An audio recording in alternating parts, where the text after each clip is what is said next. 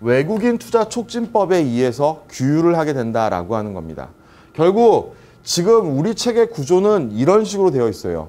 가장 먼저는 거주자, 비거주자에 대한 설명을 하고 나서 그 다음에 물적 대상에 대한 설명을 합니다.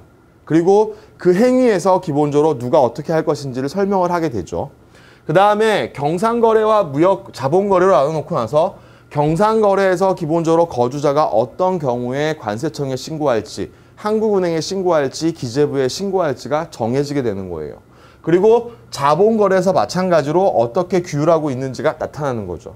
그 다음에 법인의 지사 설치라든가 외국인 투자 촉진법에 의해서 하게 된다는 겁니다. 마지막으로 이제 기관을 설명하게 되는데요. 기관을 설명한다라고 했을 때 여러분이 생각을 해보시면 외국환 거래를 한다는 건 말 그대로 외화를 조정한다는 소리거든요. 외화를 조정한다는 소리는 다른 말로 표현을 해보면 우리나라의 재정 정책에 있어서 외화 통화 자체를 규율하겠다는 거예요.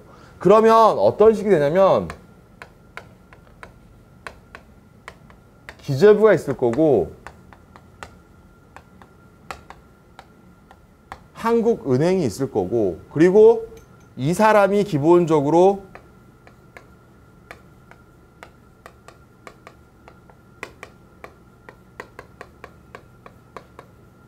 외국환 업무 취급 기관에서 신고를 받겠죠. 그럼 실제로 거래하는 건 누구냐면 외국환 업무 취급 기관과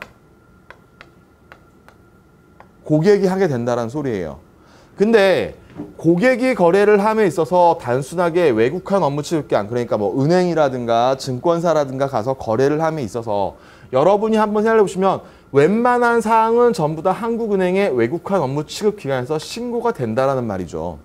근데 많은 거래를 하다 보니까 어떤 문제가 생기느냐, 무역 거래라든가 무역 외 거래를 할 때에는 해외로 대단위의 돈이 빠져나갈 수도 있는 상황이잖아요. 그러다 보니까 그 사항에 대해서는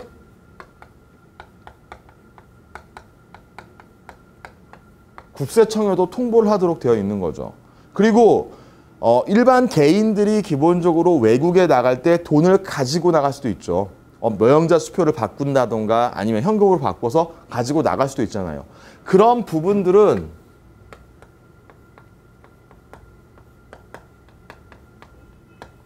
관세청에 신고를 하게 되어 있다라고 하는 거죠. 그리고 혹시나 어떤 도피 자금이라든가 아니면 불법 자금들이 하게 된다라고 하는 거는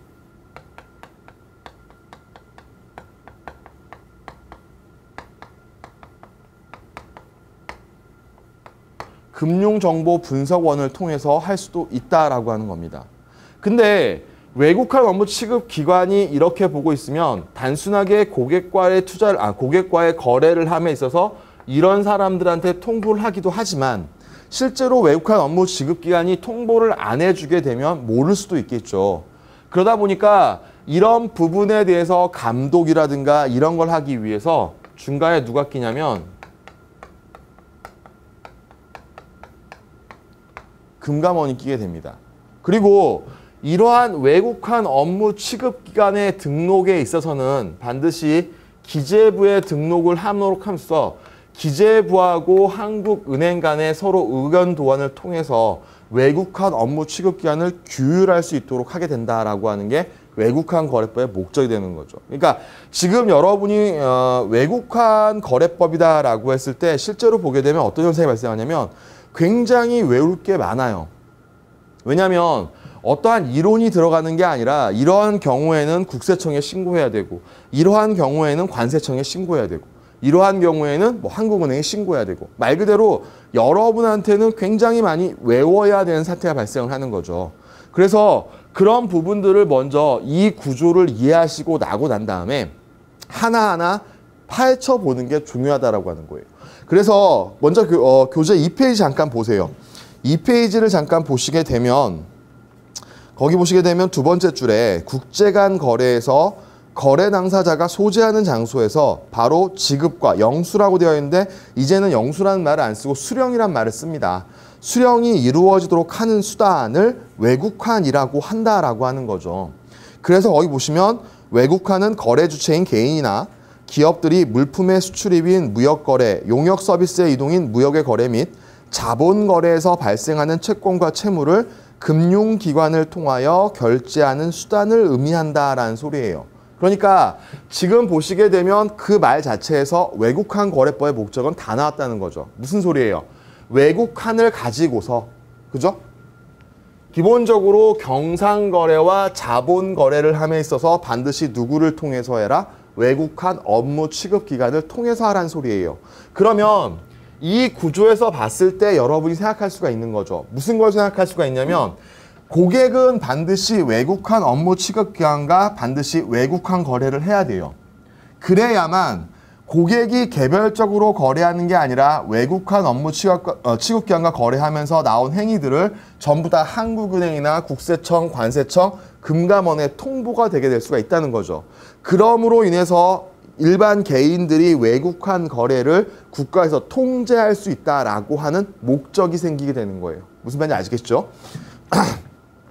그 다음에 거기 보시게 되면 격지간 거래가 국내에서 이루어지고 결제 통화가 내국 통화로 거래가 되는 것을 내국환이라고 하여 외국환과 구별하고 있다. 그러니까 지금 보시게 되면 외국환 거래의 수단 자체가 외국환뿐만 아니라 내국환, 그러니까 내국 지급 수단이라고 하는 것도 존재한다라고 하는 게 보여지게 되는 거죠. 자, 그 다음에 외국환 거래와 외환 시장에 있어서 거기 보시게 되면 외국환 거래는 장소와 시간에 구애받지 않고 거래되며 수요와 공급의 자유시간 경제 원칙에 따라 외환 시장이 형성되게 마련인데 이렇게 시장 기능에 맡기는 자유경제체제가 자원의 최적변분 측면에서 가장 효율적이라고 할 수가 있다라고 하는 거죠. 근데 거기 보시게 되면 바로 그 밑에 그러나 동시장이 경제원칙에 어긋난다거나 국제수지 균형에 해를 끼칠 우려가 있다면 정부는 외환시장의 안정을 위해서 직간접적으로 적절한 통제와 제한을 가하는 외환정책을 시행한다라고 하는 거예요. 결국 이렇게 가만히 보고 있으면 우리나라에서 어떤 불법적으로 나가는 돈이라든가 아니면 들어오는 돈에 대해서 그런 부분을 정부가 통제를 한다. 결국 이 사람들 간의 거래에 있어서 중간에 끼는 사람이 누구냐라고 하면 바로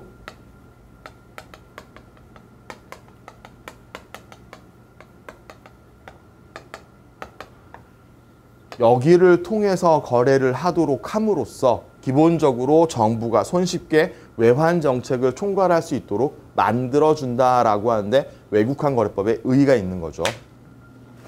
그 다음에 외국환 거래법의 목적과 특성을 잠깐 보시게 되면 거기 2-1에 외국환 거래법의 목적이 있죠. 거기 보시면 외국환 거래와 대외거래의 자유를 보장하고 시장 기능을 활성화하여 대외거래의 원활화 및 국제수지 균형과 통화가치 안정을 도모함으로써 국민 경제의 건전한 발전에 이바지함을 목표로 한다라고 하는 거예요. 근데 사실은 이거는 그냥 말 그대로 법의 목표일 뿐이고 무슨 말이냐면 외국환 거래법 자체는 우리나라가 경제 발전하는데 외국의 자본이 굉장히 많이 필요했었기 때문에 우리나라에서 외국으로 빠져나가겠다라는 돈을 막겠다라는 것이었고 외국으로부터 들어오는 돈에 대해서는 기본적으로 막지 않고 계속적으로 우리나라에 투입하겠다라는 소리였어요. 여러분이 이제 가끔 가다가 TV 같은 걸 보시게 되면 우리나라가 어떤 베트남에 파병을 하고 아니면 독일에 간호사를 보내고 이런 것들이 종종 보이게 되죠. 옛날에 그랬다고. 그게 뭐였냐면 말 그대로 우리나라 사람은 있었고 기술이나 능력은 없었기 때문에 외국에 나가서 그러한 것들을 제공함으로써 우리나라의 돈을 들어오겠다라고 하는 게 가장 큰 목표가 됐었어요. 그런데 지금에서는 그런 목표를, 그러니까 말 그대로 외국환 거래를 규제하겠다라는 목표를 법에다가 쓸 수는 없잖아요. 그죠? 그러다 보니까 대외 거래를 보장하면서 실제적으로 보시게 되면 국제수지의 균형, 말 그대로 뭐냐면 우리나라의 외환 보유고를 적절하게 유지하겠다라고 하는 게 외국환 거래법의 목적이 되는 거죠. 그래서 넘겨보시게 되면 2-3번 보세요.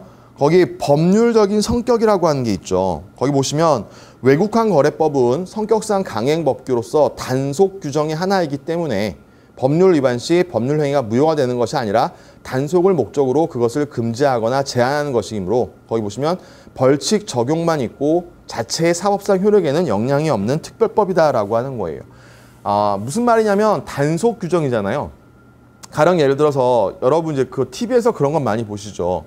어떤 거냐면은 외국에 나가서 뭐라 그러죠? 그 공항에 있는 거기 그 관세가 면제되는 곳이 있죠. 면세점, 그렇죠? 면세점에서 비싼 가방을 사요. 그죠? 비싼 가방을 사고 우리나라에 들어와요.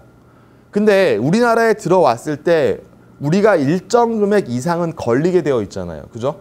일정 금액 이상이 걸리게 되면 그 가방에 대해서 세금을 물어야만 가방을 들고 나갈 수가 있죠. 다른 말로 표현하면 뭐냐면 지금 아예 무효가 된다라고 해버리면 가방 산 거 자체가 무효가 되고 그 가방을 다시 그 나라의 면세점으로 보내서 돈을 환불받아야 되겠지만 그러진 않잖아요. 그죠? 어떠해요?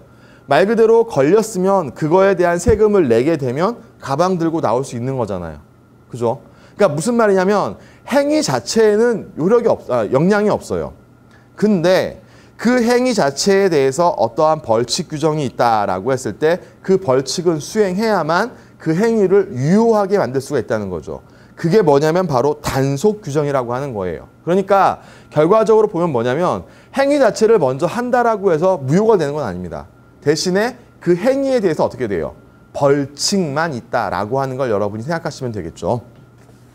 그리고 거기 보시게 되면 다른 법률과의 관계에 의해서 거기 보시면 금융실명거래 및 비밀보장에 관한 법률 제4조의 규정에 우선 적용되므로 거래 정보 제공에 대한 사전 동의라든가 사후 통보 의무가 없다라고 하는 거죠. 말 그대로 어떻게 되면 그 결과적으로는 우리가 거래하고 있는 부분들이 외국환 업무 취급 기간에 다 올라갈 것이고 외국환 업무 취급 기간은 그걸 가지고 한국은행이나 이런 걸 통보를 할 때 사실은 우리한테 동의를 얻고 통보하는 건 아니잖아요. 그죠? 무조건 말 그대로 거래했는데 내가 일정 규모 이상을 거래하게 되면 한국은행, 국세청, 관세청에는 바로 통보가 되어 있게 된다라고 하는 겁니다.